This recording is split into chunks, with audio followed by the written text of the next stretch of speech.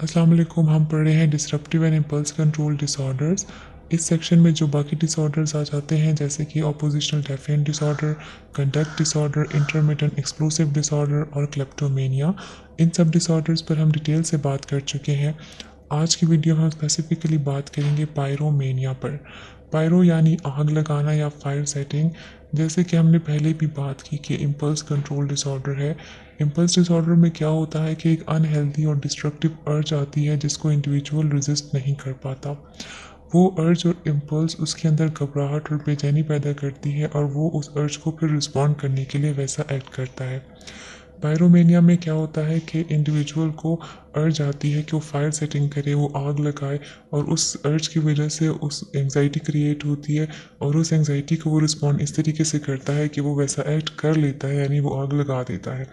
ये बहुत rare disorder है, लेकिन इसमें जो इम्पोर्टेंट बात है वो ये है कि ये जो फायर सेटिंग करते हैं वो किसी मॉनिटरी गेन के लिए नहीं करते, यानी उनको इस चीज़ से कोई फ़ायदा नहीं मिल रहा होता, ना ये किसी जुर्म को छुपाने के लिए ऐसा करते हैं। और इनको रियलाइजेशन भी होती है कि जो ये कर रहे हैं वो गलत है, और ऐसा करने के बाद इनको गिल्ट और डिस्ट्रेस भी फील होता है। ये डिसऑर्डर मेल्स में ज़्यादा होता है। पायरोमेनिया के सिम्टम्स प्यूबर्टी में स्टार्ट होते हैं। इसमें इंडिविजुअल को एक अनकंट्रोलेबल अर्ज आती है कि वो आग लगाए।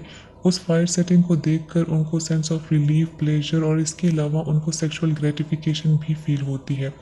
जब उनको ये अर्ज आती है तो एंग्जाइटी क्रिएट करती है, और उस एंग्जाइटी को रिस्पॉन्ड ये इस तरीके से करते हैं कि वो वैसा एक्ट कर लेते हैं, यानी आग लगा देते हैं।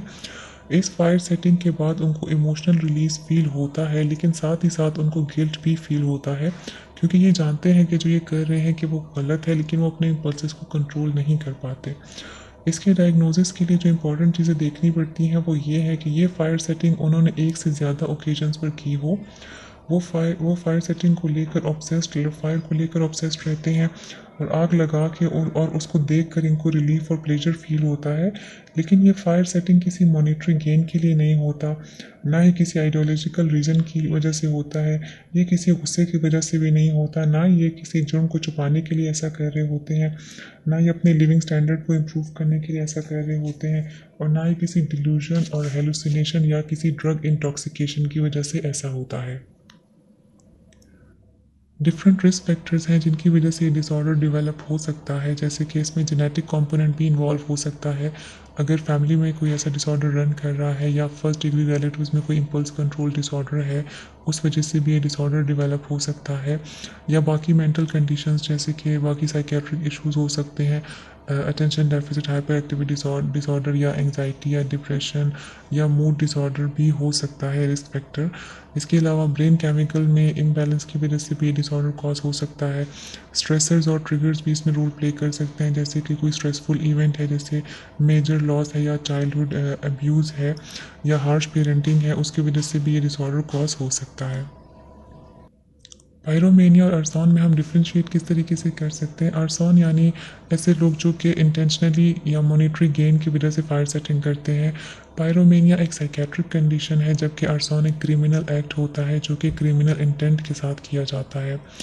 जबकि पायरोमेनिया और अरसान दोनों में ये एक्ट इंटेंशनल होता है, लेकिन पायरोमेनिया पैथोलॉजिकल और कंपल्सिव बिहेवियर होता है, जबकि अरसान में ऐसा नहीं होता।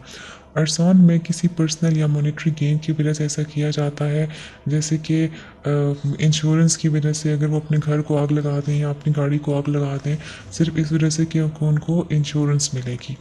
मतलब कि पायरोमेनिया में वो जो ऐसा बिहेवियर कर रहे होते हैं वो अपने इम्पल्स को कंट्रोल नहीं कर पा रहे होते, वो उनका पैथोलॉजिकल और कंपल्सिव बिहेवियर होता है।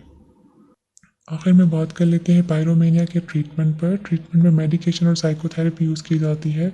मेडिकेशंस या डिफरेंट मेडिकेशन का कॉम्बिनेशन यूज़ किया जाता है। साइकोथेरेपी में कॉग्निटिव बिहेवियरल थेरेपी यूज़ की जाती है, जिसमें इम्पल्सिव बिहेवियर की कॉज को आइडेंटिफाई किया जाता है, इम्पल्सिव बिहेवियर को एलिमिनेट किया जाता है, कॉग्निशंस को रीशेप किया जाता है, ओल्ड हैबिट्स को अप्रोप्रिएट से एक्सचेंज किया जाता है। इसके अलावा इफ़ेक्टिव कोपिंग मेथड्स सिखाए जाते हैं, सेल्फ मॉनिटरिंग सिखाई जाती है, प्रॉब्लम सॉल्विंग स्किल्स पर काम किया जाता है। इसके अलावा पेरेंट ट्रेनिंग की जाती है, रिलैक्सेशन टेक्निक्स प्रैक्टिस कराई जाती हैं, उनको नेगेटिव कॉन्सिक्वेंसेस जो है वो पिक्चराइज कराए जाते हैं। फायर सेफ्टी एंड प्रिवेंशन पर काम होता है। اس کے علاوہ ان کو انڈیویجول اور فیملی تھیراپی بھی دی جاتی ہے۔ آج کے لیے اتنا ہی، مزید ویڈیوز کے ساتھ پھر ملیں گے۔ اللہ حافظ۔